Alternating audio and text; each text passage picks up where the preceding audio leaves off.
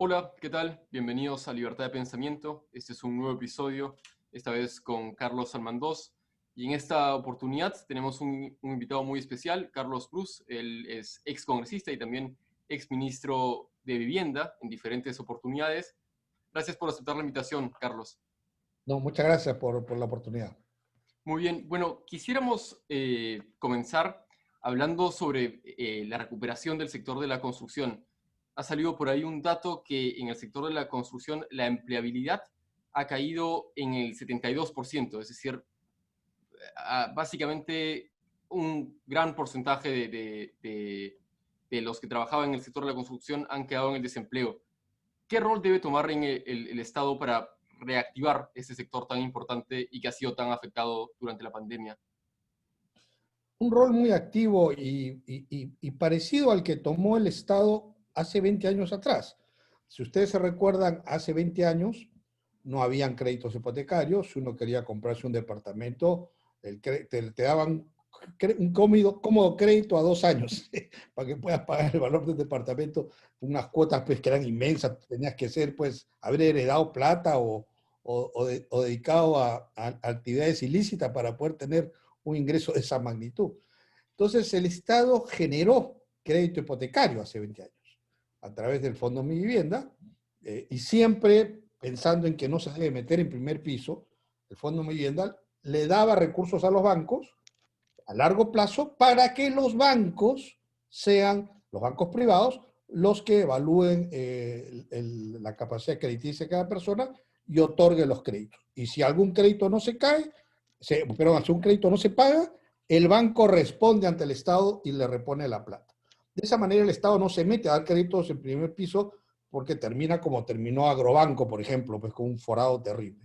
Entonces, el Fondo Mi Vivienda tiene 20 años, un patrimonio positivo de más de 3.000 millones de soles, su morosidad es más baja que el promedio del sistema financiero, así que la experiencia funcionó. Pero funcionó porque el Estado se metió, ¿no? Acá algunos ultraliberales dicen, no, pero que dejemos que el mercado. No, está bien, el mercado funcionó, porque las casas las hace el sector privado. Los créditos los otorga la banca privada. Lo que hizo el Estado es generar las condiciones para que esto se dé. Al final, el problema de la vivienda es un problema de oferta y demanda, no es un problema de cómo construyo. La parte técnica ya se conoce. Yo les confieso que he sido 3 veces ministro de Vivienda y en realidad, con mucha pena les confieso, yo no sé cómo se hace una mezcla de cemento. No tengo la más mínima idea. Pero no es ese no es el problema. El problema es cómo haces para que la oferta y la demanda se crucen. Entonces, al final, ¿de qué se trata? Que las familias tengan que pagar una cuota mensual que su ingreso se lo permita. Si uno gana, digamos, 1.000 soles, tú no puedes destinar para vivienda una cantidad mayor a 30 o 40% de tu ingreso. Eso es lo técnicamente adecuado. Entonces tú tienes que tener o proveerle un crédito cuya cuota mensual esté un poco a ese nivel. Y lo logras extendiendo el crédito a lo largo de los años, 20 años, en este momento ahora están en 25, metiéndole un subsidio del Estado para las clases bajas, para que la cuota baje, y de esa manera la oferta y la demanda se cruzan. Ahorita, ¿qué está pasando? La oferta está muy por encima de la demanda. O sea, no hay. La oferta y demanda se cruzan a un precio muy por encima de lo que las familias pueden pagar. Entonces, se rompió el equilibrio y se ha paralizado, se está paralizando. Los sectores inmobiliarios en el Perú todos los meses salen a decir que ha habido un crecimiento. Tienen que hacerlo porque tienen temor de que los bancos les quiten las líneas de crédito y todo lo demás. En la práctica, las familias, en medio de esta crisis, donde todos los ingresos se han venido abajo, donde hay un miembro de la familia, por lo menos uno, que ha perdido su puesto de trabajo o le han reducido el sueldo a la mitad, entonces los ingresos familiares han disminuido. Ante esto, ¿qué tenemos que hacer? Tenemos que ver de qué manera encontramos una cuota mensual que las familias puedan pagar. Se logra por 2 caminos. O buscamos formas de bajar la tasa de interés, o que digamos que puede ser las dos cosas. Aumentando la cobertura de riesgo del Fondo Mi Vivienda. Ahorita, con 2 cosas, ahorita entramos a Okay. eso. Bajamos la tasa de interés con mecanismos de mercado, nadie está ni siquiera proponiendo que sea el Estado que las asigne, no, con mecanismos de Claro. mercado, y subiendo subsidios. Comenzando por lo primero, la tasa de interés. La tasa de interés, en el caso, estoy hablando de los créditos de mi vivienda, no estoy hablando de los créditos hipotecarios de la banca, que ellos verán cómo se fondean y verán si suben o bajan las tasas. De hecho, felizmente tenemos un fondo de mi vivienda, porque si las tasas del fondo de mi vivienda bajan, eso hace que las otras tasas tendan a la baja también. Pero eso ya es un tema ahí. Entonces, pero el Estado sí puede influenciar en los créditos de mi vivienda. El fondo de mi vivienda, ¿cómo se fondea? Al inicio, cuando todo esto empezó, se crea el Ministerio de Vivienda, me hacen ministro de Vivienda, y el ministro de Economía me dice, mira, acá en una cuenta del Fonavi, ex Fonavi, sobró 600 millones de dólares, te doy eso para que hagas vivienda. Y entonces, con eso dijimos, ahora, ¿qué hacemos? Esto se nos va, en 2 conjuntos habitacionales se nos va la plata. Entonces preferimos que no sea el Estado que construya, creamos este fondo, un fondo revolvente para prestarle plata a largo plazo a los bancos que en esa época no tenían. Entonces, ¿qué estamos planteando? Ahora el Fondo Mi Vivienda se fondea emitiendo bonos sin garantía del Estado, el Estado no apoya, sin garantía del Estado, y por supuesto son bonos muy exitosos porque tienen como garantía estos bonos sólidas hipotecas que el Fondo Mi Vivienda ha estado dando a través de la banca privada a lo largo de los años.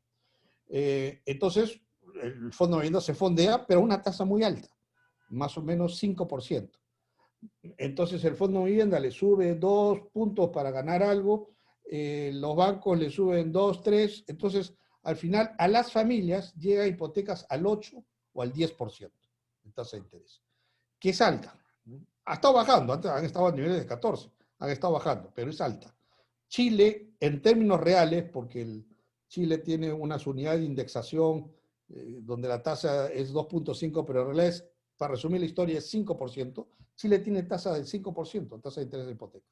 Entonces, si nosotros bajamos del 10 al 5, vamos a bajar esa cuota. ¿Y cómo lo podemos hacer? Si el Estado ayuda al Fondo Mi Vivienda a fondearse con plata más barata. O sea, el Fondo Mi Vivienda sale al mercado internacional y emite bonos sin garantía del Estado. Entonces, por supuesto, le pagan 5%. Cuando el Estado, ustedes han visto cómo colocamos bonos al inicio de la pandemia a nivel internacional, 1.5. ¿No? El Estado coloca 1.5. Entonces, si el Fondo Mi Vivienda se fondea con ayuda del MEF, colocando al exterior bonos con garantía del Estado, esa plata baja a 1.5 con el spread y todo, podríamos tener hipotecas al 5% de tasa de interés, que sería históricamente la tasa más baja que Perú haya tenido nunca. Claro, lo que sería espectacular, pero el Fondo Mi Vivienda, como bien señalas, también depende, en realidad depende de lo que haga el privado, depende de las viviendas que construya el privado, porque el Fondo Mi Vivienda apunta más bien a la demanda. Entonces también se tiene que desarrollar una política para fomentar la construcción de viviendas en el privado. En ese aspecto, ¿cómo estamos yendo? Y hay que hacer 2 brazos. En primer lugar, hay que proveer tasas de interés bajas. En segundo lugar, lo que tú mencionaste hace un momento, los bancos hoy están asustados, con toda lógica, no, están muy cautelosos, muy conservadores para dar créditos, porque junto con los créditos Mi Vivienda hay otra cosa que el Fondo Mi Vivienda le provee a la banca privada. Yo recuerdo cuando negociaba yo con los bancos hace 20 años atrás para que ingresen, los bancos no querían entrar. Decían, no, esto es muy riesgoso, es un segmento social que seguramente no va a pagar. Entonces le dijimos, mire, ok, con cada crédito Mi Vivienda, el Estado le da una cobertura de riesgo del 30%. Eso significa que si un crédito se cae, el banco está obligado a ejecutar la prenda, a rematar la casa, y si queda una porción del crédito, entre el crédito menos la casa que se vendió, una porción del crédito impaga, el Estado asume 30% Que de eso. para que la gente entienda, esto es parecido a lo de reactiva, por ejemplo, que hay una cobertura del riesgo del 98%, que es Algo así. una Entonces, cosa el Estado totalmente asume 30%. extraordinaria. Fue bastante elevado en ese momento y yo me acuerdo cuando le llevé al presidente la resolución para que la firme, él me dijo, oye, por si acaso, yo como presidente de la República, yo no tengo responsabilidad de usted firmando, pero si esto trae problemas, el que va a ir preso eres tú. Al final dije, mira, fírmelo, porque es la única forma que entre la banca privada, porque había pues voces por ahí que decían, no, que entre la banca del Estado. Y yo no quería que entre la banca del Estado, pues ya sabemos qué pasa cuando la banca del Estado da créditos en primer piso, Ahora, ¿no? la cobertura de riesgo debería variar dependiendo de a quién se le otorga este crédito. O sea, Exacto. puede haber un fondo para personas con menos recursos, otro para más Eso recursos, voy. tipo como reactiva, El que fondo, varía. el fondo se hizo 30% en general. Ujú. No importa que tú compres una casa de 300.000 soles o compres una casa de 80.000 soles. Entonces, lo que estamos planteando, porque es donde está el mayor riesgo, es que ese 30 cambie. Aumente a un 50% para los segmentos más bajos, para las casas más baratas, que es donde los bancos tienen más temor, y se disminuya para las casas más altas, que puede ser perfectamente a 10%. Hay como 5 categorías. A las categorías más altas bajarle, para que los bancos tengan mayor seguridad al momento de dar los créditos y con una garantía del 50%. Ya baja la Mira, tasa. un crédito de 100, con que tú ejecutes la prenda, no hay forma que te quede 50%. O sea, está 100% asegurado. Entonces el banco tendría mayor confianza en dar los créditos. Cuando tú tienes familias con crédito en la mano, obviamente las empresas reaccionan, ¿no? Y empiezan a construir. Ahora, yo no te estoy diciendo que ya con eso el Ministerio de Vivienda que se tire para atrás y las casas van a salir solitas, no. Hay muchos problemas y ese es quizás el mal enfoque que ha habido en el Ministerio de Vivienda durante muchos años, es hacerse el muertito aquí total, es el mercado, los bancos, la empresa privada, y yo me quedo en mi escritorio mirando cómo crecen las casas. No es Claro, está así. concentrado únicamente en la demanda, pero la oferta es la que no Así reacciona. es. De hecho, estaba revisando un dato que en Perú, más o menos en los últimos 3 años, se ha construido por año menos de 40.000 viviendas. Pero si uno ve cómo fue la situación, por ejemplo, en Colombia se han construido por año, en los últimos años, un promedio de 113.000 viviendas por año. 120.000 más o menos, así Pero es. Colombia no tiene 3 veces nuestra población, tiene solamente 10 millones más. Entonces, hay ahí un descuido de la oferta. Claro, ¿qué pasa?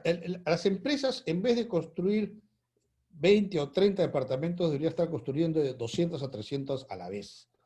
¿Qué ocurre? Falta suelo urbano. Y falta suelo urbano porque no hemos usado muchos mecanismos del urbanismo, y aquí hago una autocrítica porque cuando me tocó manejar el Ministerio de Vivienda, la vorágine era otro, era convencer a los bancos, convencer a la empresa privada, pero después se han debido dar una serie de mecanismos para crear este suelo urbano y para que sea fácil para las empresas el poder construir masivamente mega conjuntos habitacionales. Y aquí básicamente el problema es, cuando hablamos de suelo urbano, es suelo con agua, desagüe, luz, con todos los servicios. Y el Estado es el mayor terrateniente que hay en el Perú, y es el terrateniente que pierde miles de hectáreas al año, producto de invasiones, porque no urbanizan sus tierras. Aquí lo que estoy planteando es que se cree una empresa urbanizadora del Estado. Y cuando digo se cree, digo ni siquiera crearlo, sino hay que transformar una organización, que ahora les digo mi idea para no incurrir en tanto gasto. Esta empresa urbanizadora lo que tiene que hacer son estudios y ver qué tierras del Estado van a ser las siguientes en ser invadidas, entre comillas. ¿Y por qué van a ser invadidas? Porque tienen demanda, porque son tierras donde la gente quiere vivir. Entonces, si la gente quiere vivir ahí, que el Estado se adelante, ponga los servicios, y estos grandes macrolotes los subasta a la empresa privada. Ya tienes las redes de agua, desagüe y luz, las redes primarias, la empresa privada compra estos lotes, le puedes dar financiamiento, se la vendes con un bloqueo registral para que te pague cuando ellos vendan las casas. De esa manera le ayudas a la empresa privada para que pueda avanzar. Y la empresa privada se encarga de hacer todas las obras de urbanización de las redes secundarias, tanto de agua, desagüe, luz, los lotes y las viviendas. Porque cuando tú tienes un lote de terreno, construir la casa es un problema de 30 días más. La casa es muy fácil de construir. Lo difícil es conseguir el suelo urbano. Entonces, de esta manera, el Estado se convierte en un gran proveedor de suelo urbano para que se hagan conjuntos habitacionales de 10.000, 20.000 casas y no de 200 o 300 casas. Ahora, claro, ahora que el Estado está corto de recursos, yo ya me imagino la cara del ministro de Economía, me dice, ¿quieres crear una empresa pública? Más plata. Entonces, lo que yo propongo es, transformemos COFOPRI en esa gran empresa urbanizadora. Ya, COFOPRI tiene más o menos ahorita cerca de más de 2.000 empleados. Y titulan títulos de propiedad, han dado, creo que son menos de 2.000 el año pasado. Hace 20 años, COFOPRI daba 4 veces más títulos de propiedad y tenía la mitad de empleados. O sea, ha crecido enormemente y ya COFOPRI ya no tiene mucho que titular. Claro, ahora han movido la fecha, le han dado más trabajo para que titule, pero aún así no es mucho, no es mucho. Entonces, ¿Sabías eso? Antes, para que la gente sepa, y ya podemos comentar sobre esto también, se ha aprobado una ley en el Congreso hace unas semanas que permite que las personas que han invadido una propiedad antes del 2015 ya puedan formalizar su título de propiedad, digamos, obtener un título de propiedad. Y esto lo anunció Vizcarra en el último discurso de la Nación, diciendo que se iba a básicamente regalar 1 millón de títulos de propiedad. Pero cuando nosotros vemos lo que comentamos hace un rato, cuántas viviendas se construyen en el Perú anualmente, es menos de 40.000. Entonces, la comparación es abismal. O sea, por un lado, el Estado regala títulos de propiedad 1 millón y por otro lado, solo permite que se construyan 40.000 a lo mucho. Entonces, no, evidentemente, terminamos en este déficit habitacional y desastre en la planificación de la ciudad. lo peor es que das la señal para que lo que tú estás diciendo a la gente es, oiga, invadan nomás, Claro. porque dentro de unos años voy a mover la fecha y van a poder tener su Y que es realmente lo que se ha venido haciendo, ¿no? Mover la fecha, mover la fecha. Mira, el 2010, que era la fecha anterior, no lo hemos movido. Los 13 años que he estado de congresista he estado en la Comisión de Vivienda. Y han caído una cantidad de iniciativas legislativas para mover esa fecha. Y nunca lo hemos movido en la Comisión de Vivienda. Inclusive una vez recuerdo que era una sala y pusieron en la puerta un montón de dirigentes de pueblos jóvenes. Tú no podías salir de la sala sin votar. Pero esta ley que se ha aprobado, en los medios yo leía que culpaban al Congreso y las bancadas populistas que han aprobado esta ley, pero ahí hay una desinformación total, porque la ley ha sido aprobada en gran consenso. O sea, ha venido del Ejecutivo y en el Congreso se ha aprobado con una amplia mayoría.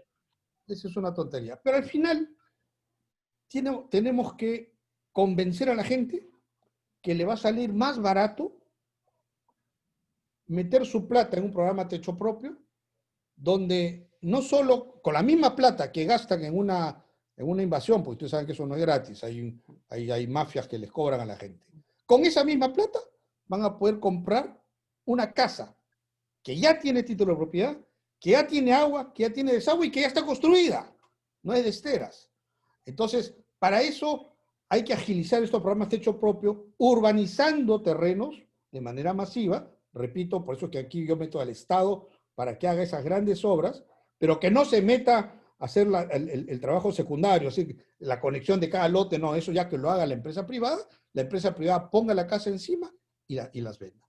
Entonces, cuando la gente ve que hay programas de techo propio, que casi con la misma plata que ellos gastan en una invasión, que les va a tomar 15 años en tener su título de propiedad, 20 años en tener agua y desagüe, y que con la misma plata el primer día ya tienen título, agua, desagüe, luz y casa. Entonces desalentamos las invasiones de esa manera. Pero el problema es que como el Estado no provee esas soluciones habitacionales, la invasión es una necesidad. Claro. Acá, Carlos, si los tres estuviéramos en una situación de extrema pobreza, sin casa, le aseguro que los tres seríamos invasores, porque no tienes otra solución. pero Carlos, este esquema se está planteando a futuro, es decir, estamos hablando de acá a 5 años, quizás a 10 años, para tener ya un suelo, un suelo urbanístico, ¿verdad? Un suelo urbano bien equipado, pero ¿qué cosa? Tenemos una traba antes. Un gran porcentaje de los peruanos no tiene acceso a agua. Un gran porcentaje de peruanos no tiene acceso a servicios básicos. ¿Cómo solucionamos? Está bien, podemos pensar a futuro, pero ¿qué cosas hacemos ahora con estas personas que en medio de una pandemia no tienen esos accesos? ¿Cuál sería la solución? Sedapal es el encargado, es la empresa pública encargada de hacer ese tipo de cosas, pero no las ha tocado. La solución de la urbanización no es a 5 o 10 años, eso te demora 1 año o 2. Es relativamente rápido. El Estado ya tiene las tierras. El Estado controla a dónde vas a poner agua, desagüe, luz. Entonces, es fácil para el Estado, ¿no? Si es que hay voluntad política de hacerlo. Entonces, si hay Claro, la variable. En un año se puede solucionar el problema para 100.000 personas, en el mejor de los casos, 70.000 personas haciendo buenos planes de vivienda. Pero volviendo a la parte de la oferta en el sector de vivienda, ¿hay realmente incentivos para que compañías constructoras u otras se involucren en estos proyectos y aumenten la oferta de vivienda o hay desincentivos más bien? Si es que hay las condiciones, yo he visto que la empresa privada reacciona muy rápido. En términos de impuestos, de regulaciones, el sector construcción Por ahí no va hay bien. problema. El problema está en la creación de suelo urbano. O sea, cuando el empresario tiene que hacer unos trámites que duran 2 o 3 años y en el camino le piden en cada paso un plata, es tortuoso. Entonces, a veces se desaniman y ya no lo hacen. Eso es lo que pasa en los segmentos sociales más bajos. Cuando hablamos de urbanizar, otra cosa de la que no hemos hablado, es que el Estado se encargue también de la permisología, ¿no? Porque, como comentábamos antes de empezar esta conversación, en el Perú no hay una ley de ordenamiento territorial, no hay planes urbanos. Entonces no sabemos qué tierras son agrícolas, qué tierras son de uso industrial y qué tierras son de usos urbanos. Entonces cuando vemos un gran lote y el privado va al municipio, oye, este lote no se sabe de qué es porque no está en el plan, no hay plan urbano. Ah, ya, pero yo quiero hacer casas ahí. Ah, ¿quieres hacer casas? Ya, pues presenta todos tus papeles, y después de 2 años, no te han sacado tu licencia. Ah, bueno, pero si hablamos claro, de repente podemos... Entonces, terminas extorsionando a los empresarios y eso es algo que a nadie le gusta. En cambio, si el Estado asume ese compromiso de habilitar estos macrolotes con servicios, con permiso, con ya la zonificación, entonces agilizas todo este problema. Cosa que como Estado lo puedes hacer, el Ministerio de Vivienda lo puede hacer, pero el privado no lo puede hacer.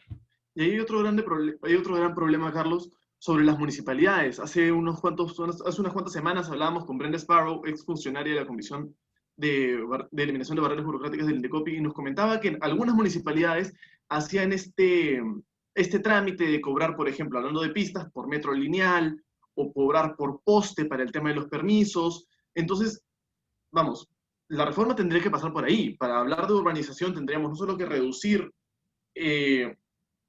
permisos o trámites y agilizarlos, por supuesto, sino también reducir estos ámbitos de discrecionalidad en te voy a cobrar por ladrillo, te voy a cobrar por metro cuadrado de brea.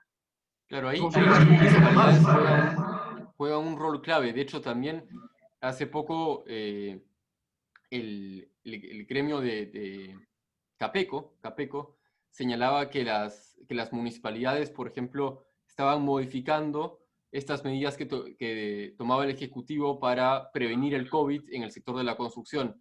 Por ejemplo, decían, bueno, van a trabajar menos obreros por hora, y lo que hacía la municipalidad es recortar el tiempo de trabajo, es decir, ampliaban, digamos, la obra, la alargaban por reducir el número de empleados y al mismo tiempo recortar el tiempo de trabajo. Sí, ¿qué rol tienen ahí las municipalidades? Los municipios en el Perú le hemos recortado todas sus funciones y no son capaces de generar plusvalía y cobrar una parte por eso. Y ahí está la gran plata. No es la tontería de cobrarte por poste, de hacerte inspeccionarte la obra y pillarte en una falta y ponerte una multa y de complicarte las cosas. Está cobrando centavos. Los millones están en la generación de plusvalía que los municipios podrían cobrar. Y me explico. ¿Qué cosa es una plusvalía inmerecida? Digamos, una plusvalía que no te corresponde como propietario. Si tú tienes una tierra aislada, yo Estado, como Estado, te construyo una pista, te llevo el agua, el desagüe y la luz, tu tierra, en vez de costar 1, ahora vale 20. Esa es una plusvalía que se ha generado porque yo, Estado, he invertido en que tu tierra tenga un valor. Entonces, esa es una plusvalía inmerecida, no es una plusvalía tuya porque tú no la has generado, la he generado yo. Entonces, tenemos derecho de compartir esa plusvalía. Otro caso de plusvalía inmerecida y más concretamente donde estamos. Si tú tienes un terreno donde tienes una zonificación para construir 4 pisos, vengo yo y te digo, no, a partir de ahora puedes construir 8 pisos. Tu terreno inmediatamente sube de valor. Ya no vale 20, ahora vale 50 o 60. Entonces, vayamos un poco al caso concreto de Lima. Lima es una ciudad extremadamente extendida. Más o menos en Lima tenemos 3.000 habitantes por kilómetro cuadrado. Buenos Aires tiene 15.000 habitantes por kilómetro cuadrado. Río de Janeiro tiene 11.000 habitantes por kilómetro cuadrado. Santiago de Chile tiene 8.000 habitantes por kilómetro cuadrado. Nosotros tenemos 3.000. Tenemos que crecer hacia arriba. No queda otra opción. Y eso te aumenta los costos de transporte, de hacer veredas, Claro. el metro, la movilidad. 4 horas al día. Hay gente que se tira 4 horas al día para ir a realizar su trabajo. Eso, a lo largo de una vida, es otra vida. ¿Sí? Si yo te diera esos 4 horas, podrías vivir el doble de lo que vives ahora. ¿Cuánta plata cuesta eso? ¿No? Entonces, tenemos que ir hacia arriba. Entonces, ¿qué pasa si el día de mañana dispongo, a partir de ahora todos los edificios pueden tener altura 100% más de lo que tienen? Todos. Pero esa mayor altura es opcional. Si quieres, no la uses. Pero si la quieres usar, te cuesta. ¿Cuánto te va a costar?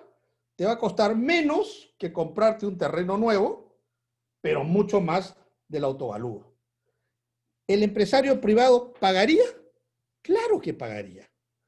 ¿Y esa plata a dónde iría? A los municipios. Entonces, alineamos los intereses del municipio con los de los empresarios, densificamos la ciudad, estoy poniendo 100%, puede ser 80, 30, 40, no sé, ¿no?